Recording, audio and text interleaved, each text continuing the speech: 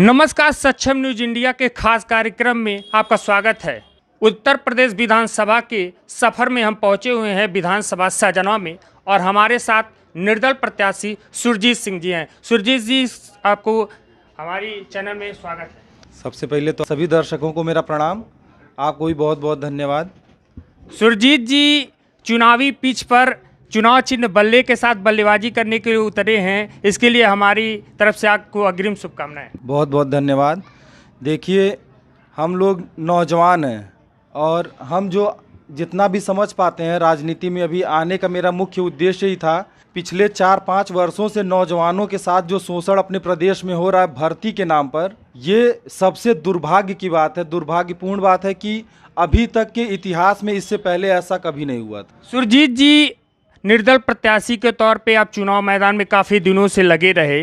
कौन कौन से मुद्दे हैं क्षेत्र के विधानसभा के अंतर्गत जिन मुद्दों को लेकर के आप जनता के बीच में जा रहे हैं?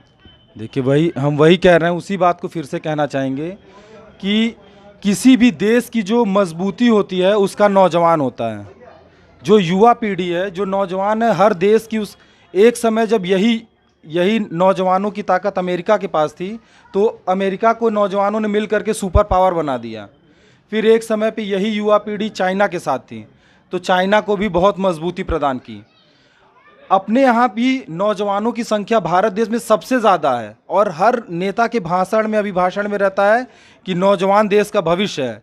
लेकिन अपने आज के इस दौर में 4-5 वर्षों से जो देख रहे हैं, वो नौजवान जो है एक सही दिशा न मिल पाने की वजह से, सही मार्गदर्शन न मिल पाने की वजह से, अपने देश के जो जिम्मेदार पदों पर जो नेता बैठे हुए हैं उन लोगों का सही मार्गदर्शन नहीं मिलने की वजह से जो नौजवान है वो अपने रास्ते से भटक सा गया है। नौजवान की बात कर रहे हैं तो सबसे पहले अगर बात की जाए रोजगार की, विधानसभा क्षेत्र में रोजगार को लेकर के पलायन युवाओं का बहुत ज़्यादा होता है। अगर बात की जाए, विधानसभा में ही गीडा है जो औद्योगिक क्षेत्र है, लेकिन यहाँ के कंपनियों की मनमानी अगर देखी जाए तो यहाँ के स्थानीय युवाओं की अपेक्षा की जाती है, बाहरी युवाओं को नौकरी दी जाए। इस संदर्भ में क्या कहेंगे? देखिए, अभी तो ऐसी स्थिति बन गई है कि आपको पलायन करने की ज़रूरत नहीं है। हर जगह एक जैसा ही माहौल है। बल्कि जब से कोरोना काल चला है उसमें देश सबसे ज़्यादा जूझा, लोग बाहर से भाग करके किसी तरीके से अपने गांव पर पहुंचे हैं। ये बात सही है कि सब लोग एक इस मुद्दा बना लिए हैं कि गीडा में आधा लोगों को नौकरी मिलती है या लोकल को नहीं मिलती है। ये जो करने वाले लोग हैं, ये बात आपकी सही है, उस बात से हम सहमत हैं कि थोड़ा सा लोकल लोगों को इसलिए नहीं देते हैं कि मतलब लोग 2 दिन काम करें। फैक्ट्रियों द्वारा मजदूरों के उत्पीड़न का भी मामला रह के समय समय पर उठता रहता है, इस पर क्या कहेंगे? उस पर तो हम लोग हमेशा से खड़े हैं, जनता के साथ खड़े रहते हैं। जहाँ उत्पीड़न होता है, अभी आज से 10 से 15 दिन पहले जुड़ियान के एक लेबर थे, उनका देहांत कंपनी के अंदर होता है। उसके बाद से सभी लोग हु हल्ला करते हैं, उनकी बॉडी तक को लावारिस स्थिति में कर करके मेडिकल कॉलेज सदर पहुंचा दी जाती है। हम लोग गए, हम थे और भी क्षेत्र के कई नेतागण थे, जहाँ करके वहाँ उस बात को आवाज़ उठाए, मजबूती के साथ रखा गया। तब उन लोगों ने एक्सेप्ट किया और तब जा करके उस पीड़ित परिवार की सहायता की। विधानसभा सहजनवा की बात की जाए तो तमाम दर्जनों की संख्या में से गांव है जो प्रतिवर्ष बाढ़ की विभीषिका को झेलते हैं। तमाम लोग आते हैं, तमाम सरकारें कहती हैं कि हम आएंगे तो एक कार्य योजना बनाएंगे, हम आएंगे तो ये करेंगे। तो इसको लेकर के आपकी क्या राय है? बाढ़ की जो विभीषिका हर दर्जनों गाँव से झेलते हैं। देखिए, ये जो बातें आप अभी पूछ रहे हैं, ये हम लोग साल भर पहले से ही हमारे घोषणा पत्र में ऑलरेडी ये बातें लिखी हुई हैं, ठीक। और ये घोषणा पत्र जो है पूरे विधानसभा के एक एक घर, एक एक दरवाजे पर हम लोग डाले हुए हैं, मतलब वहाँ पहुँचाए हैं। लोग उसको पढ़ रहे हैं और समझ रहे हैं। देखिए, मुख्य रूप से हम लोगों की जो घोषणा पत्र में सारी जो प्राथमिकता से नौजवानों को रखा गया है कि नौजवानों के लिए हम लोग मिनी स्टेडियम की मांग रखे हैं।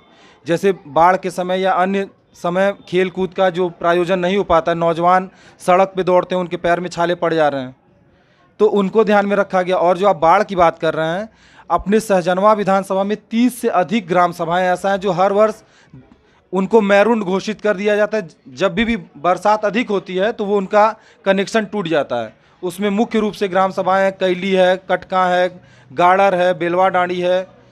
उसके बाद से इधर आप जाएंगे पाली ब्लॉक में कुदरी है, अकुआ पार है, सुरगहना है, मटियारी है। इन सब ग्राम सभाओं में हमेशा कनेक्शन कट जाता है। सिसई ग्राम सभा है, फिर सहजनवा ब्लॉक के कुछ गांव है, दरघाट है, खीरी डांड है, जोगिया कोल है, कोडरी कला है, ऐसी बहुत सी ग्राम सभाएं जिनका हम लोग अपने घोषणा पत्र में भी चर्चा की है कि इन सभी ग्राम सभाओं में हम लोग एक ऐसा तरीका निकाला गया। हमने पीडब्ल्यूडी के लोगों से भी मिला तो उनसे बात किया तो इसका एक समाधान निकला है, जिसको हम लोग अपने विधानसभा में, जीत हार अपने जगह पे है, नहीं भी रहेंगे तो भी हम लोग उसके बाद भी लग करके उन चीज़ों को करवाने का काम करेंगे।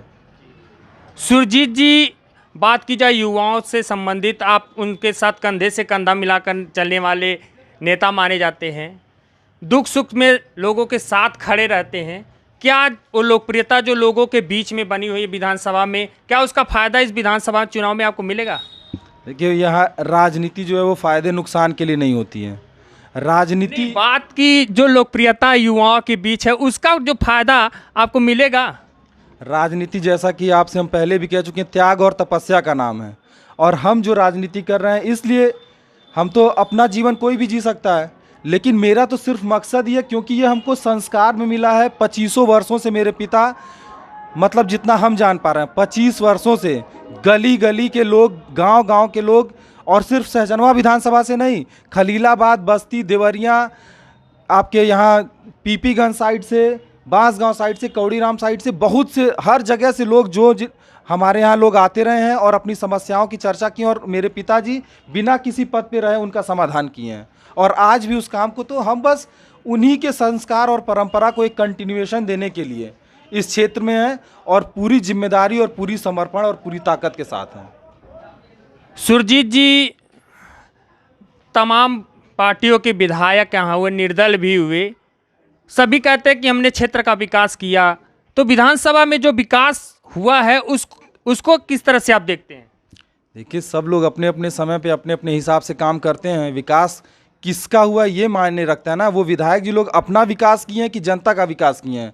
कन्फ्यूज़न यही हो जाता है, विकास किए हैं लोग लेकिन वो अपना किए हैं, विधान क्षेत्र का विकास नहीं किए। अगर क्षेत्र का विकास किए होते हैं तो 21वीं सदी का भारत है, जिस शहर से मुख्यमंत्री जाते हैं, फिर उस 4 साल मुख्यमंत्री होने के बाद जिस ग्राम सभाओं को माननीय मुख्यमंत्री जी कम से कम 50 बार टहल चुके हैं, वो ग्राम सभा इस बार भी क्यों मैरून घोषित हो जा रही है? क्यों वहाँ के अधिकारी, और क्योंकि वहाँ का जो क्षेत्र का नेता है वो सोया हुआ है। अगर क्षेत्र के नेता जाग रहे होते हैं तो ये समस्याएं बार बार नहीं होती। हम किसी के ऊपर सवाल नहीं उठा रहे हैं, क्योंकि मुख्यमंत्री, इतना बड़ा प्रदेश है, इतने ज़िले हैं, हर जगह नहीं पहुंच सकते हैं, हर जगह चीज़ें उनको नहीं ध्यान में रख सकती, लेकिन यहाँ क्षेत्र का तो नेता उनको बता सकता है यहाँ की समस्याओं को। और एक बात हम जनता से कहना चाहते हैं कि आप लोग हमेशा से पार्टी को देख करके कभी भी अगर किसी नेता का चुनाव करेंगे तो आपको बढ़िया नेता नहीं मिलने वाला है, जो आपके लिए जूझने वाला नेता नहीं मिलेगा। और जब जूझने वाला नेता नहीं मिलेगा तो आपकी बातों को रखेगा ही नहीं, वो सिर्फ अपने चापलूसी में लगा रहेगा और अपने ऊपर ध्यान देगा बस। और इस वजह से आपका काम अधूरा रह जाएगा, फिर आप 5 साल के बाद अफसोस करेंगे हमसे गलती हो गई। आपके हिसाब से विधानसभा सजाओं में आपकी प्रतिद्वंद्विता किससे है? प्रतिद्वंद्विता हम किसी से नहीं मानते हैं, क्योंकि हम अगर 12 महीनों में दरवाज़ा कोई विधानसभा का कोई गांव कोई ऐसा घर नहीं बचा होगा जिस घर पे हम गए नहीं हैं। और हम जो भी प्रतिद्वंदी आए 10 दिन से आए हैं, अब हम 12 महीने में अगर पढ़ करके क्लास नहीं पास होते हैं तो वो मेरी समस्या नहीं, वो क्षेत्र के लोग हैं कि कितना हमको समझ पाए हैं। लेकिन हमने तो पूरी निष्ठा और समर्पण के साथ 5 मई से गली गली घर घर हम जाने का काम किए हैं। इसलिए गए कि लोग हमको जाने और हम उन लोगों को जाने, तभी लोग हमसे अपनी समस्याएं कहेंगे। और बाकी जितने लोग भी हैं क्षेत्र में हैं, वो 10 दिन 15 दिन पहले चुनाव में टिकट लेकर के आए, तो उनको क्षेत्र के बारे में वो पिपरौली, पाली, सहजनवा, बांसगांव, खजनी ब्लॉक के किसी एक ब्लॉक का 15 से 20 गांव का नाम नहीं बता सकते हैं। और यहाँ गली गली दरवाज़ा घूमे हैं, तो क्षेत्र के लोग भी समझ रहे हैं, और सबसे खास तौर से नौजवान साथी इस बात को बहुत अच्छे से समझ रहे हैं कि कौन नेता है उनका, और कौन आकर के उनकी समस्याओं को अच्छे से रखने वाला है, और कौन चुनाव के बाद यहाँ पे रहेगा और कौन चुनाव के बाद यहाँ से चला जाएगा। ये सबसे बड़ी बात सबके सामने रखने की आज के दौर में है। सुरजीत जी, आखिरी में आप मतदाताओं को क्या संदेश देंगे खास तौर पर? देखिए, मतदाताओं से निवेदन है कि जो भी मतदाता अपना जो महत्वपूर्ण वोट है, अमूल्य वोट है, उसको सोच और समझ करके वोट करें। सोचना समझना ये है कि देखिए सब लोगों को सभी बातें पता है, कुछ छिपी नहीं है। जो लोग कुछ 5 करोड़ 10 करोड़ के दम पे चुनाव लड़ रहे हैं, वो आप ही के हिस्से का, आप ही के हक का वो 5 का 50 करोड़ बना के 5 साल के बाद यहाँ से चले जाने वाले हैं। और जो आपके दरवाजे मेहनत, त्याग और परिश्रम के सहारे चुनाव लड़ा और आप जनता के सहारे चुनाव लड़ा है, वो आपके साथ हमेशा खड़ा रहेगा, पूरी निष्ठा के साथ है। और हम इस बात को बहुत जिम्मेदारी के साथ कहते हैं कि 3 मार्च के बाद सहजनवा में जितने कार्यालय हैं किराए पर हैं। मेरा कार्यालय उतना हाईटेक तो नहीं है, बाकी लोगों के कार्यालय बहुत हाईटेक हैं, लेकिन वो सारे कार्यालय 3 मार्च के बाद बंद हो जाएंगे क्योंकि वो किराए पर है। लेकिन हम आपको पूरी जिम्मेदारी के साथ बताते हैं कि ये कार्यालय आजीवन, जब तक सुरजीत सिंह जिंदा है तब तक ये कार्यालय खुला है और चलता रहेगा। किसी पद पे रहें ना रहें उससे कुछ फ़र्क नहीं पड़ता है, और पूरी जिम्मेदारी के साथ हम लोग हैं इसमें। तो हमारे साथ थे निर्दल प्रत्याशी सुरजीत सिंह जी। आगे हम और से प्रत्याशियों से बात करेंगे। देखते रहिए सक्षम न्यूज इंडिया। नमस्कार। आप देख रहे हैं सक्षम न्यूज इंडिया, सबसे पहले सबसे तेज।